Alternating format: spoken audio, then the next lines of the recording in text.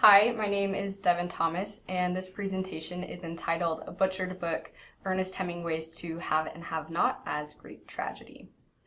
So I took a class on Ernest Hemingway and his literature last semester from Dennis Cutchins, and it was a class that I loved, and one day we were discussing the novel To Have and Have Not in class, and Dr. Cutchins was talking about how tragic the story is, how sad it is, but because I had been taking a class on other literature at the time, and we'd been studying the genre of tragedy, I thought he meant tragic as in the genre.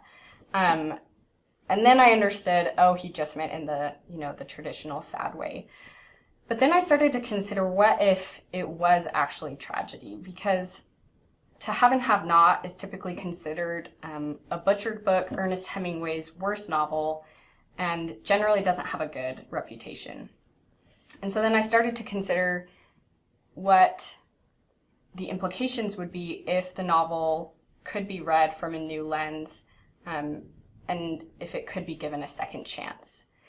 And so that's ultimately what we're here to explore today. And someone I want to introduce is Harry Morgan. Harry Morgan is the main character in To Have and Have Not, and he's really what we call in tragedy a tragic hero, because he starts off as a pretty good person, an average person. Harry's a fisherman, for instance, and his life's pretty good until he kind of gets in a bad business deal. Someone owes him a lot of money, and they never pay it to him. And this is important because it magnifies what's called harmatia, or a fatal flaw or a result of ignorance in Harry.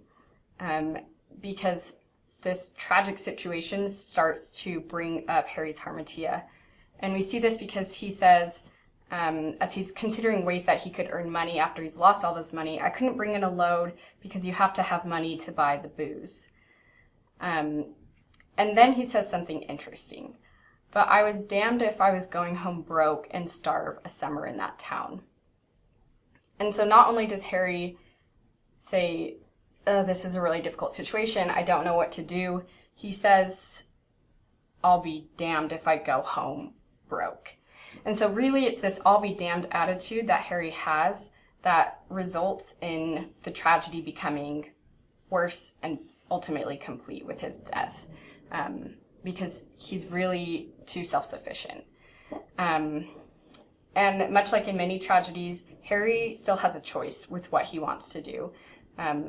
He could ask for help, or he could not ask for help and continue to make immoral business decisions. And one critic said that Harry's poor decisions are made because the alternatives are worse than his toughness.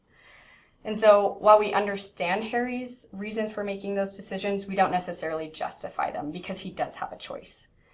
And so ultimately it's these poor decisions that lead Harry to end up being shot by a Cuban man, and he's lying on someone's boat that he doesn't even know, and he's incoherent from the wound, and he experiences what is called anagnorisis.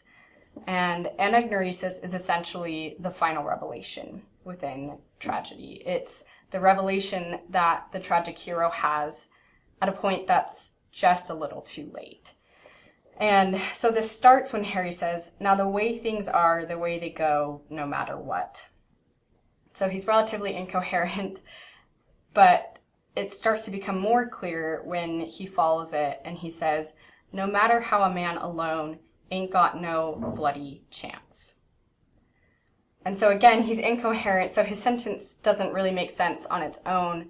But if we were to basically translate this revelation that he has, it would be, even if you do everything yourself, you will not succeed. And this is the anagnorisis because this is the revelation that would have saved Harry's life, would have changed the trajectory of his life had he understood it earlier on. And so ultimately, this is a Greek tragedy because at the end, we as the readers do feel pity, we feel sorrow for Harry, and we have this cathartic release. And so I wanted to just talk for a minute about why this is important. So we're reading it as Greek tragedy. Maybe that's cool to some of you, maybe it's not. But I think it ultimately matters because it invites us to challenge tradition because this novel has been around for decades and has been just critically called the worst book by Ernest Hemingway, something, just unexplainable. People couldn't figure out why it was so bad. But I believe it invites us to challenge those traditions.